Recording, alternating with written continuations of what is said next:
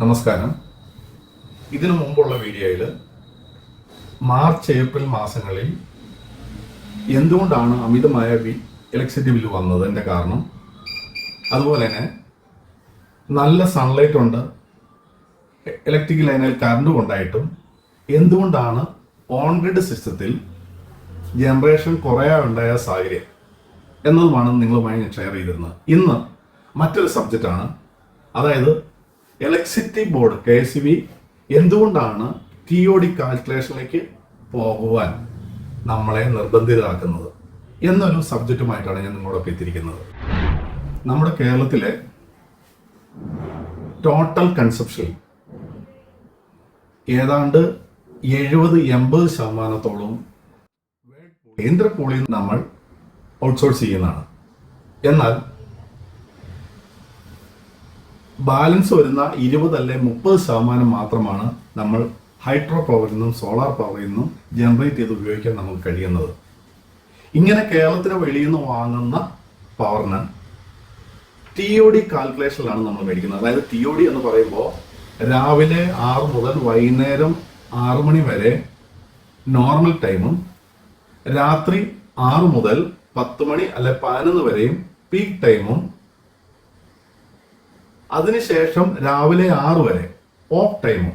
അതായത് ഈ ഓഫ് ടൈമിന്റെ നേരെ ഇരട്ടി എമൗണ്ട് ആയിരിക്കും പീക്ക് ടൈമിലെ കാൽക്കുലേഷൻ വരുന്നത്.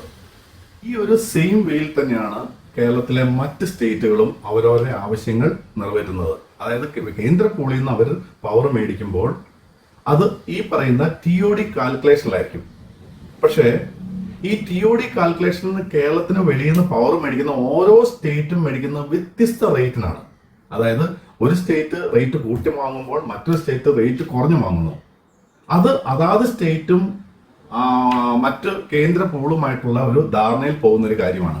അപ്പോൾ അങ്ങനെ വരുമ്പോൾ ഇപ്പോൾ 500 യൂണിറ്റിൽ താഴെയുള്ള കേരളത്തിലെ ഉപഭോക്താക്കൾക്ക്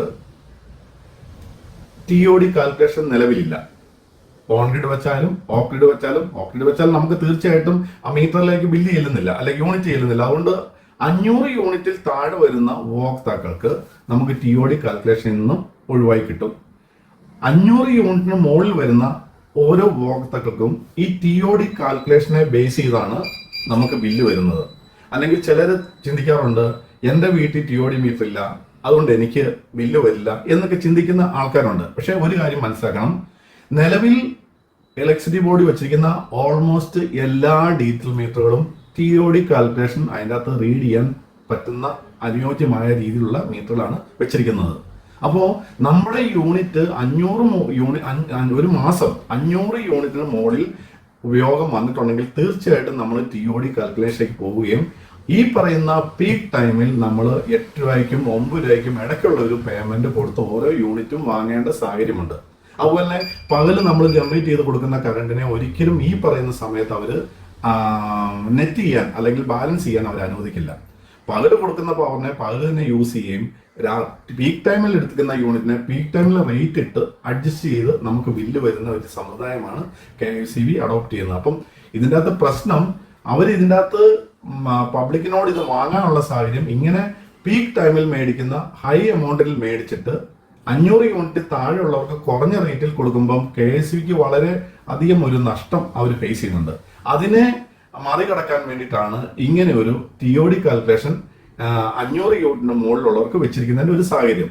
ഇത് നേരത്തെ നമുക്ക് ഈ 500 യൂണിറ്റ് എന്നുള്ള ഒരു ലിമിറ്റ് വെക്കുന്നതിന് മുമ്പാണ് 1000 യൂണിറ്റിന് മുകളിൽ ഒരു മാസം 1000 യൂണിറ്റിന് മുകളിൽ കൺസപ്ഷൻ ഉള്ളവർക്കായിരുന്നു. അതൊരു റീസെന്റ് ഒരു 3 വർഷം 4 വർഷം മുമ്പാണ് അത് 500 ഈ ലിമിറ്റ് 500 യൂണിറ്റ് ആയിട്ട് ലിമിറ്റ് ചെയ്ത് ആ 500 യൂണിറ്റിൽ മുകളിൽ കൺസപ്ഷൻ വരുന്നവർക്കെല്ലാം ഈ TOD കാൽക്കുലേഷൻ വരികയുണ്ടായത്. ഓരോ സ്റ്റേറ്റും അവരുടെ ജനറേഷൻ കഴിഞ്ഞ് മിച്ചമുള്ള കറണ്ട് സെൻട്രൽ പൂളിൽ നിന്നാണ് വാങ്ങുന്നതെന്ന് ഞാൻ പറഞ്ഞു. അങ്ങനെ വാങ്ങുന്നുണ്ടെങ്കിൽ പോലും ഓരോ സ്റ്റേറ്റിന്റെയും വാങ്ങുന്ന വേൾഡ് പൂളിൽ നിന്ന് വാങ്ങുന്ന ഇലക്ട്രിസിറ്റിയുടെ പെർ യൂണിറ്റിന്റെ റേറ്റ് വ്യത്യസ്തമാണ്.